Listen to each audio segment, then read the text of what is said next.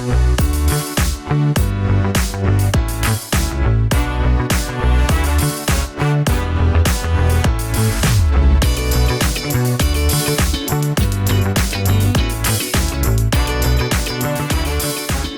to the Hoof and Fang podcast. I'm Kirt Graves. And I'm Maz Maddox. And it's 2025, and we're doing a podcast. Yes. I'm a little under the weather, so apologies to people if they think I sound a little stuffed up. Just a little bit. Season, yeah. This is definitely. Yeah. Definitely something going around Wisconsin, if not everywhere else. So. Yeah, for sure. Yeah.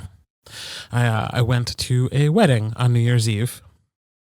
Which we can get into later, but of course, any event that I go to with crowds, nowadays, like a magnet.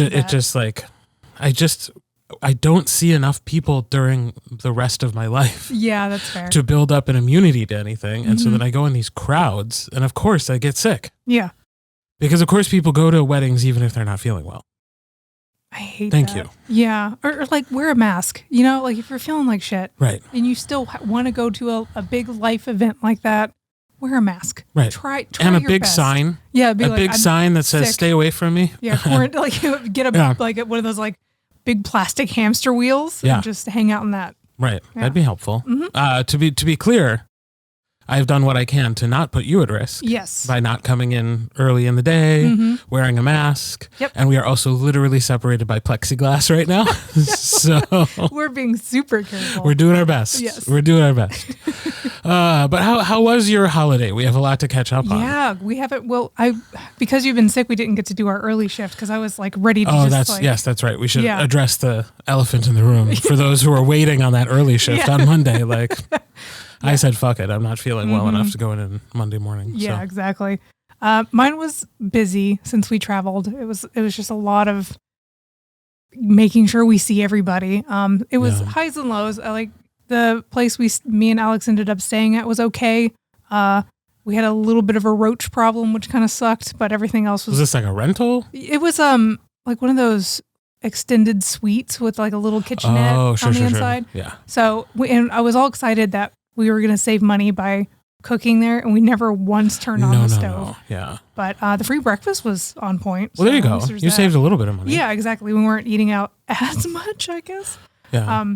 But yeah, it was a lot of running around trying to see everybody in a condensed amount of time. Alex got to see his nephew for the first time, so that was pretty cool. Oh. He was very sweet, and the kid was How old is the nephew? He's like two or three. Wow. Like little, right? Wow. So the kid was such a good sport about giving him a hug, even though you could tell the kid was like, I don't know this person. I don't know you at all. And Alex still has like a really big beard, and I don't like his brother, Lincoln's dad doesn't have a beard. So he's looking at Alex like, is this man half animal? Like what's happening? Yeah. But he reluctantly gave him a hug, and we got a picture, and that's great. That's all we wanted. Right. My family was not crazy. Huh. I was honestly expecting some weird comment or drama or something, and everyone was so nice. It was like a Christmas miracle. It was so lovely. Like I think there was like maybe one offhand weird political comment that got shut down pretty fast. Great. And I was like, gold star, man. All right. Everyone, it was just... Well, they behave better when they're on the winning side. Yeah, for sure. They definitely do. And I also kind of set the bar as soon as I walked in. I was like, hi, good to see you. Everyone, don't be a dick. All right. And they were just like, okay. And I was like, all right, just throwing that out there now. So, but yeah, it was great. So while it was a lot of happiness, by the time we got home, we were exhausted. You know what I mean? So, but yeah, I would say overall, maybe 9 out of 10. Like it was great. Awesome. Yeah. Fantastic. How about yours? I know you had to travel a lot too. Yeah. Well, we went to Minnesota for the holidays.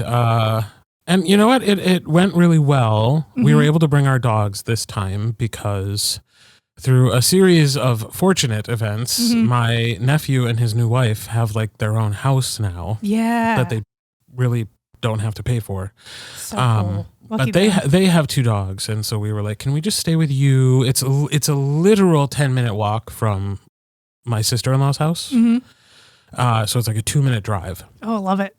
And so we're like, can we just stay with you guys when we go to the Fargo area, which is where his sister and nephew live? And so, yes, they said yes, and we were able to bring our dogs. Turns out, though, they left their dogs at John's sister's house because they stay over there all the time. And they were like, yeah, the last time we had guests, they just yapped at them all night long. So we're like, it was like, so we put your dogs out, but whatever. But it did work out great. It was so nice to have the dogs with us and to not have that anxiety of like, what are they doing? How's it going? Yeah, for sure.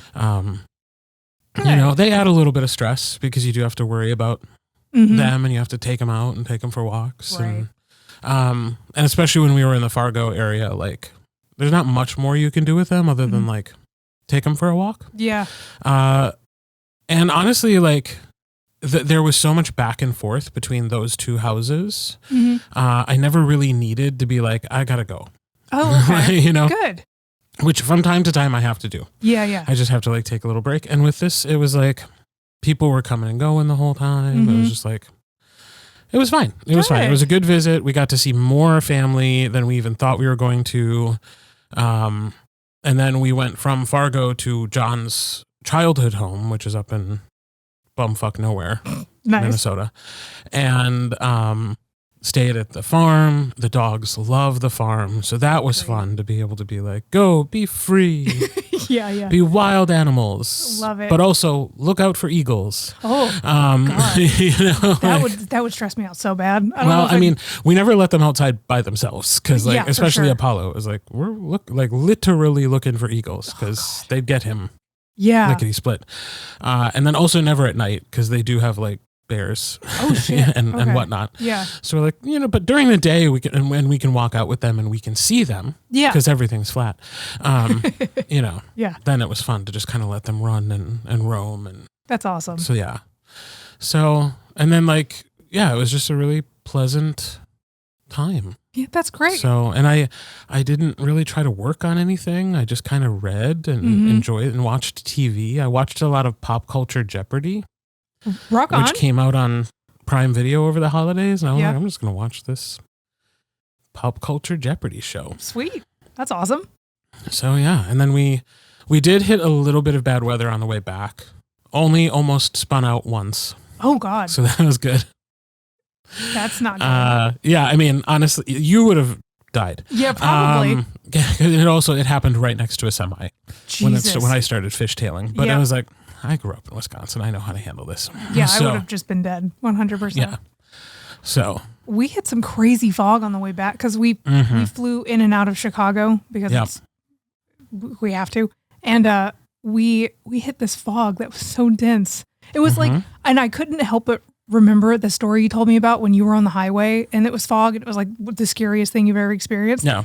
We were on the highway in fog that I could not. It was pitch black because it was at night. And I was like, this is it. We're going to have to like, either we're going to die or we're going to have to pull over and sleep somewhere. Yeah. And I just wanted to get home. It was like 9:00 at night. We were like maybe an hour and a half away from being home. And the only thing that we really had was there was this big truck that had like these weird lights on the back on like the top. That was our lighthouse. So I could tell where the road was. And we just followed that guy. Okay. Well, that's good. Yeah. Yep. But he eventually turned off and I was like, I was just like gripping the wheel going like 35 miles an hour being like, I don't know what to do. Because I couldn't tell where that's all you can do is you got to be able to, you just got to go slow. And if you have to slam on the brakes, you can. Yeah. But it was terrifying. Yeah. And I just kept remembering you being like, you couldn't see the cars and like wrecks were happening. And I was like, this is it. This is going to be the end.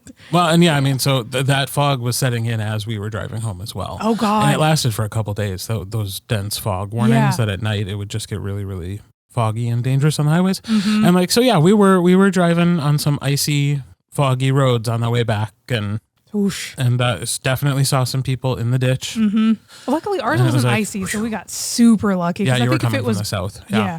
But man, I was terrified of that. So. Yeah, well, and the thing was, like, it was the roads were not bad until a certain time at night when it dipped below freezing. Yeah. And then suddenly the wet roads became icy roads. And I was like, oh, well, now we got to adjust our driving style. Yeah. And it was, but like I said, just the one potentially fatal moment. Yeah. Just the one. Just the one. So, but that's driving in winter in Wisconsin. That's fair. It happens. Yeah. So, yeah. Well, it sounds like we both had good, like, family holiday visits, which I'm very surprised between the two of us. I figured one of us would have some type of weird drama, but no. No, I mean, I don't ever really have drama with John's family. They're all so nice. That's true. If anything, I bring the drama. Yeah. They probably talk about me after we leave, but no, I don't.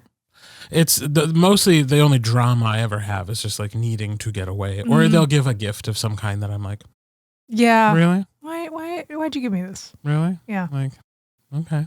Mm-hmm. Thank you. No, I shan't be using this. Yeah.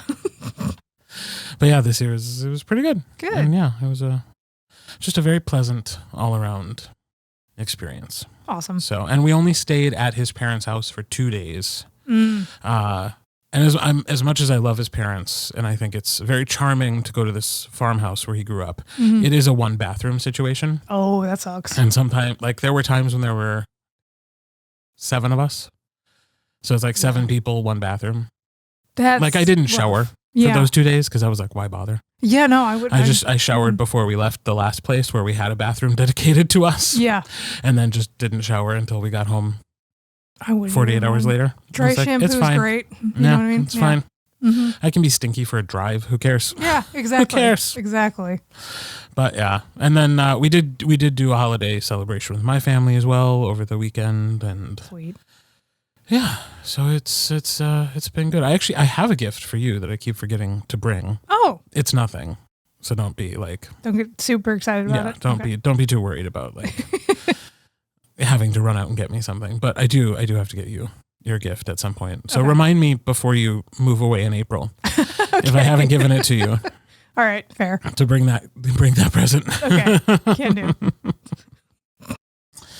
Yeah, but so I hope everybody else had a really.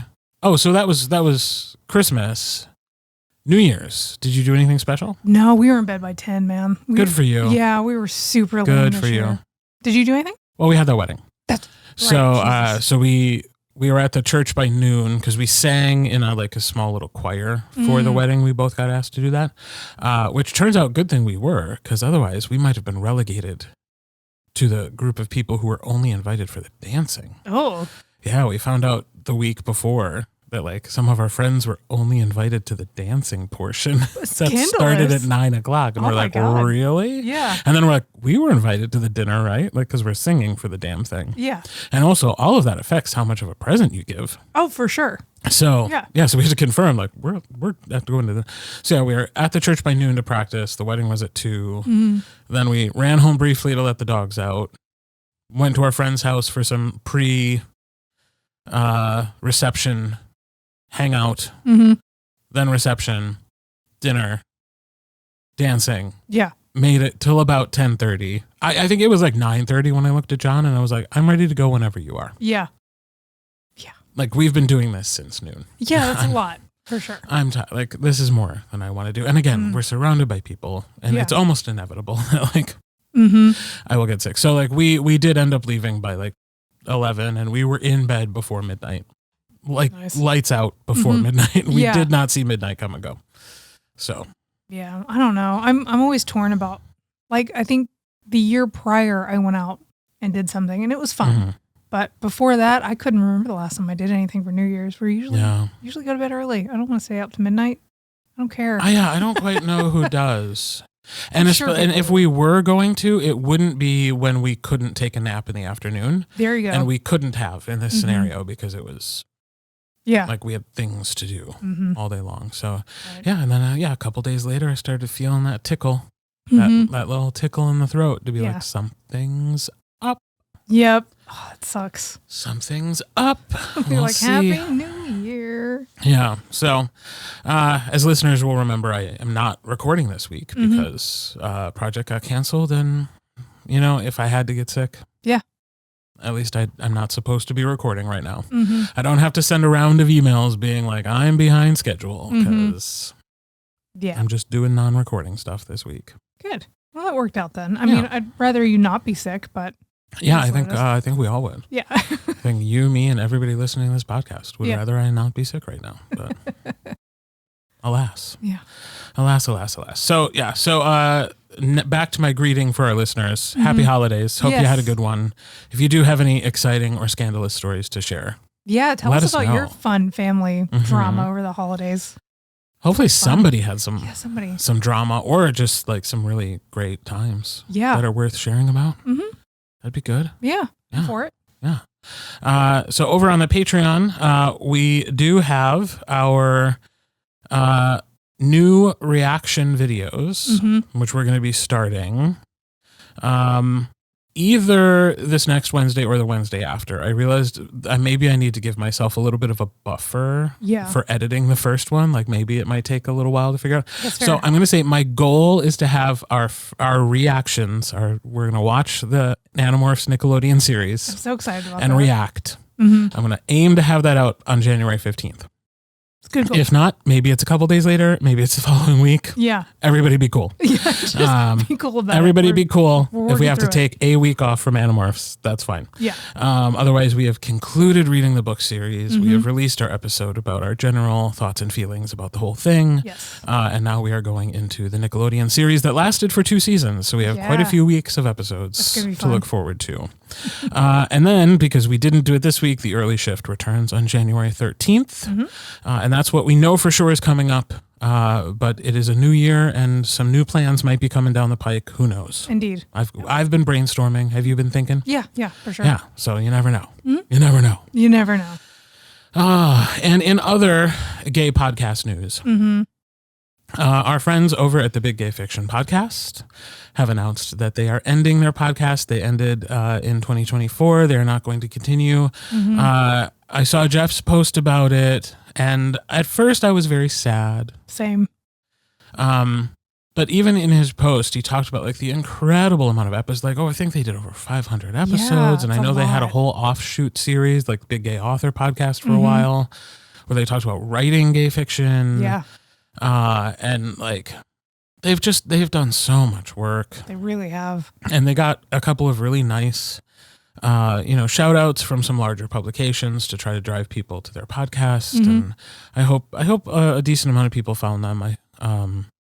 Because I know they were putting in the work. Yeah, they really were. Yeah. 10 years, man. Yeah. That's insane. Yeah. So first and foremost, we say to Jeff and Will, congratulations. Yes. On a fantastic run. Something ending does not mean it didn't succeed. Right. It was a very successful podcast, very successful run. They really were there to celebrate the incredible work of the romance community at a time when others weren't. They were really pioneers. They really were. And I think they brought a lot of attention to authors who otherwise may not have gotten the same amount of following. Because, if we think about 10 years ago, like even social media was still in its infancy. And so like finding new authors wouldn't have been as easy. So I just think, what a cool thing to start when they did and to continue it for so long. So I just thought we'd talk about them for a little bit today. I love it. So what are your earliest memories of the Big Gay Fiction podcast? When you set up these show notes, it had me thinking for the past couple days about the first time that I ran into them, both digitally and in real life. So my first connection with them is when me and Jess were doing our Top to Bottom podcast. Yeah. We started it. It was like goofy and we didn't know what we were doing. And we were just kind of like, just going with it and see what happens. Right. And I remember they found us and they reached out to us and they were immediately just these wonderful, like big brothers almost. They were like, do you need help with anything? We love what you're doing. We'd love to have you on the show. Like they're just immediately connected with us. And just like with how the community can be, where it's just uplifting. They wanted to help us. They wanted to connect with us. And they were just so amazing. And we were, of course, besides ourselves, because we went and looked up their podcast. And I was like, oh my God, this is like a real podcast. Like they've been going for years and they had a great following. And their production was way better than ours. And they were just so lovely. And then I think like the next year we were at GRL, we got to meet them in person. And they were just so sweet. And it was also, I think, when I had just finished Heartache and Hoofbeats and put it out in the world.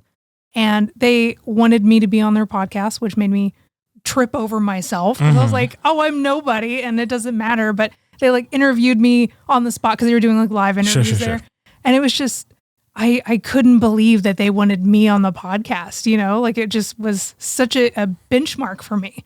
And I know that they did that for so many other authors who, they felt tiny and insignificant within the community. And then they've got these podcast guys showing up, celebrating and asking good questions and just genuinely making you feel like you're a big deal and that you're important, and they're championing your work. And it was just such a wonderful experience. Every time I talk to them or connect with them in any way, they were just wonderful and sweet and helpful in every leg of the way. So yeah, it was a bittersweet memory to think about that and being like, oh man, like they're not going to be helping and doing that stuff anymore. Right. We're not like they're vanishing or going away. Of course, they're still going to be orbiting and probably branching into other cool things within the community. But yeah, man, I didn't realize how connected they were to my author journey and like podcasting and stuff until I really reflected back on it. I was like, oh my God, these guys have been kind of tethered to me this whole time, which is they've been like this ever present presence in the community. Yeah. For a really long time. I first interacted with them with Wolfsong when it came out. Back in the day when you released a book through ACX, they gave you a bunch of codes as giveaways, and they actually paid you for every giveaway that went out. So cool. And people may remember that when I first did Wolfsong, I had no idea who TJ Klune was. Yeah. Or how popular that book would end up. I mean, I don't think any of us knew how popular that book would end up being. But in order to give away some codes, because I didn't know anybody, I was I started searching out like, who can I give codes to? And I found their podcast. Yeah. And I just reached out and was like, hey, do you want like 10 codes to give out to listeners for this book I just did? Because I got them. Yeah. And I may as well give them out. Yeah. And make $20-$30 on, the royalties that they gave away for those codes. And so that was our first interaction, because they were like, yeah, sure, we'll do it. Yeah. And then it turned out, oops, TJ Klune's a thing. Yeah. And then I remember listening to their podcast when Joyfully J went on and ended up talking about listening to Wolfsong. And I was like, what? So cool. Weird. Yeah. But okay. And then eventually over time, I went on and we met at conferences and became friends, or at least friendly. I know everybody's definition of like what counts as a friend is different, so I don't want to presume on their behalf. I would imagine they're going to agree with you. But like we definitely were acquainted and friendly with one another, and have since had several collaborations. And I did a book series for Jeff. Jeff and Will are both authors. Jeff, who wrote the Tracker Hacker series, which is a 4-book YA gay spy kid novel. They're so fun. They're so fun. Yeah. I still think they're so underrated, and way more people should find and love them. Yeah. So that's my little plug for the Codename Winger series. The first book is called Tracker Hacker. So and it was a delight to work on that with Jeff, that he trusted me with that work.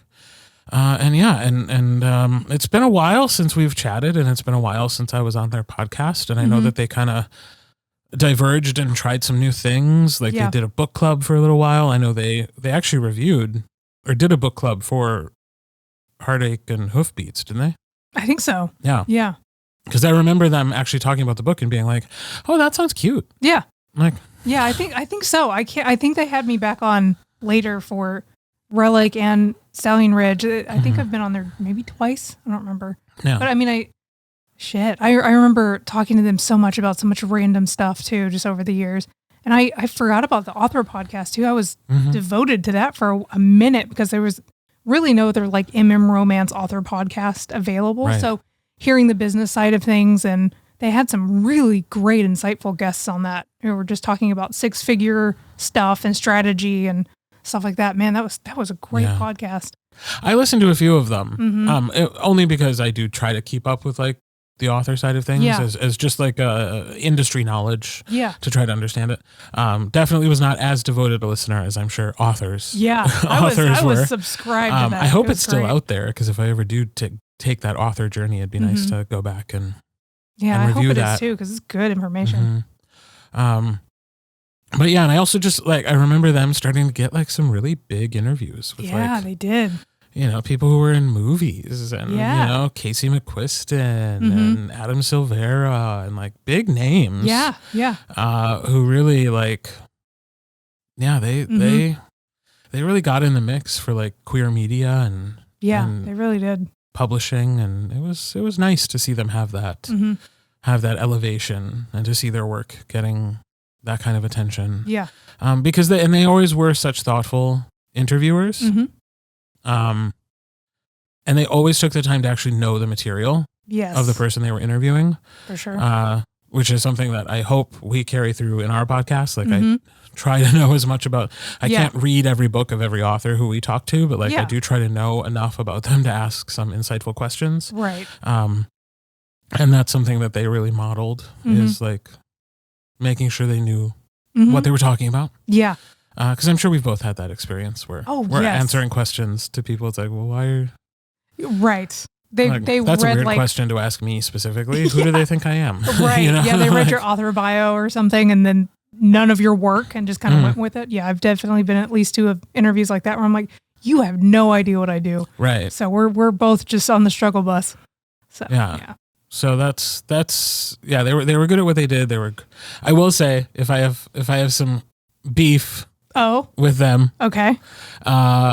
Will specifically, I'm calling him out. Okay. Sometimes his reviews were too spoilery for me. Oh, really? Yes. And here's the thing. I know they're romances. Oh, for sure. I know they're getting together at the end. But still. Yeah, how dare you?